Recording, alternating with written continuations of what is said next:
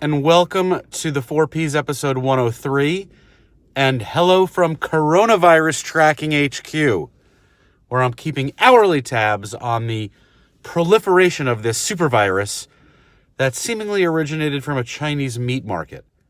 And for those of you listening on podcast, my apologies. Yes, I'm wearing a mask.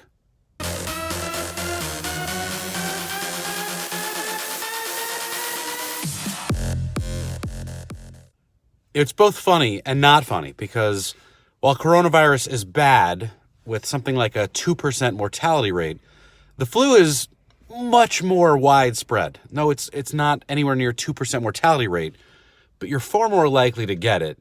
And for coronavirus, the 2% mortality rate seems extremely high because there are probably so many people who have it and don't know it or haven't reported it yet. So that's likely to come down. So panic, at least for now, averted. As a parent, experiencing the news that Kobe Bryant passed away this weekend with my children was even more extremely difficult because they're now at an age where they, at least my son, knows who Kobe is, watched Kobe highlights, told me in very clear ways that Kobe Bryant was one of the reasons he first started following basketball. Now, I first met Kobe Bryant many years ago. We were at a party. Kobe was talking with someone that we knew in common and kind of sidled up to them. And I'd never met him before.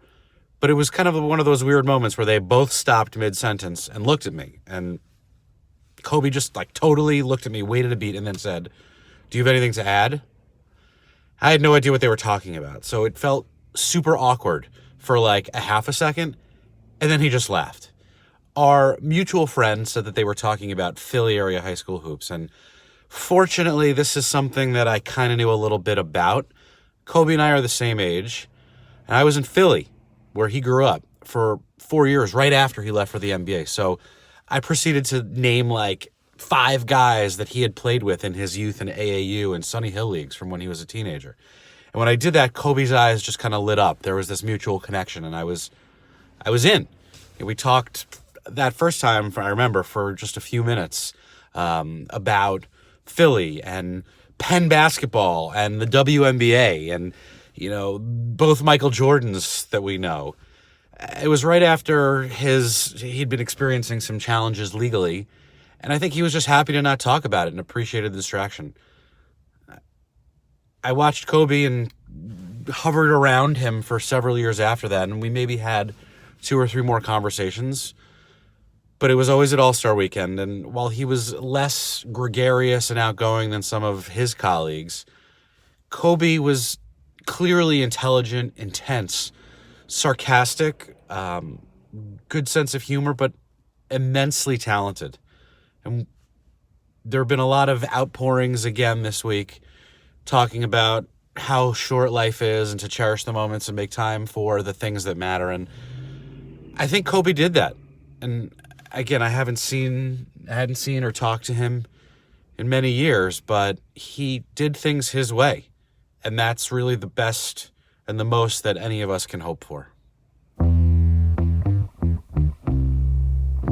With just a few exceptions, the days of long-standing agency-client retainers are waning, a result of all of the aforementioned brand-side transformations, and by aforementioned, I mean over the previous 102 episodes of the 4Ps. But technology and innovation, talent migration, and the evolving consumer expectations have changed everything. The landscape is shifting, and competition for agencies is just everywhere.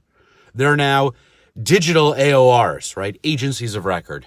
Search AOR, creative AOR, social AOR, media AOR, programmatic AOR. It's like you name the offering, the service, the product, and there's an agency that will be willing to be called your AOR that does just that. But how do you know what the right relationship model is? Simply put, as a brand, you no longer need an AOR. You need an AORN, an agency of right now. AORNs will work on a project basis, fill in the gaps as an extension of the client team, and can balance specialized and integrated service offerings. Perhaps most importantly, though, there are no sales reps at an AORN. That way clients are not paying for these unbillable overhead roles, which usually unbeknownst to them in the form of higher rates. The goal is to create the right custom solution as a partner. And if you feel like your content and strategy in-house teams need additional help, or if your current agencies just aren't cutting it right now, reach out right now.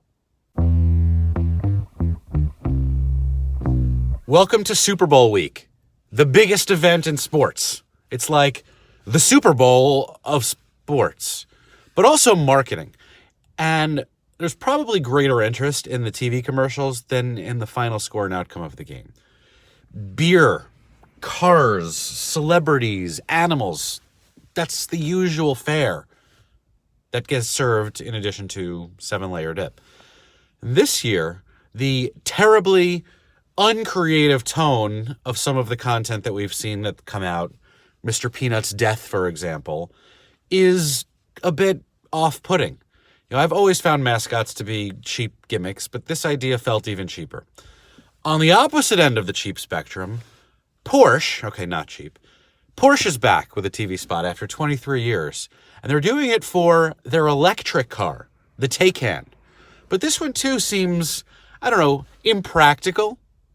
Now, I very much laud the move to renewable energy and electric for all vehicles and car makers, just bottom to top. But Porsche isn't exactly a brand that makes a compelling case for mass accessibility, which is what the car industry really should be striving for now. Making everyone understand that electric is something that is important and viable. But wouldn't it be great for all manufacturers of electric vehicles to come together in some sort of scale play and take their case to the public for why and how this makes sense as a transition for the industry? That's a Super Bowl commercial that I'd love to see. I've spent the month of January talking not about the primaries, not about impeachment or attacks on the press or the failures of democracy. Instead, addressing the most important issues and challenges that we face as a society. Common sense gun reform, climate change in the environment, healthcare reform, and education. But so many issues come down to one root cause, and that's economic inequality. Now, I'm not an idiot. Economic inequality has been the basis for society since we evolved out of caves, right? And settled into civilizations. Serfs of the fiefdom, kings ruling over peasants. But some societies do a better job of balancing it out, not allowing the wealthy to get wealthier while the poor get poorer. And that's what's happening today, right? 80% of the wealth consolidated in the top 20% or some ridiculous proportion that's just going in the wrong direction. Is it going to be fixed with the current system? It's not. And too many people will live and ultimately die in poverty in our lifetime. But there are some people who want to mitigate this disparity, while others, those with wealth and power, are okay with the continuation of this trend. Selfishness and selflessness. Now, I am a white man who lives well above the poverty line, but I'm willing to pay back part of my success to help others. I'm okay with taxes and communal sharing if it makes society better and stronger. So now, with 1 week to go before the first Democratic primaries and caucuses, more than a year after this process began, I am ready to commit my primary vote and tell you who it is. The first vote that I'm going to cast in 2020, a year in which we begin to repair and restore democracy, is going to be cast for Senator Elizabeth Warren. She's fighting for the right things, for the right reasons. And really the only things you can attack are her style, her electability, and her gender. So I say this, bring it, because Senator Warren has and will.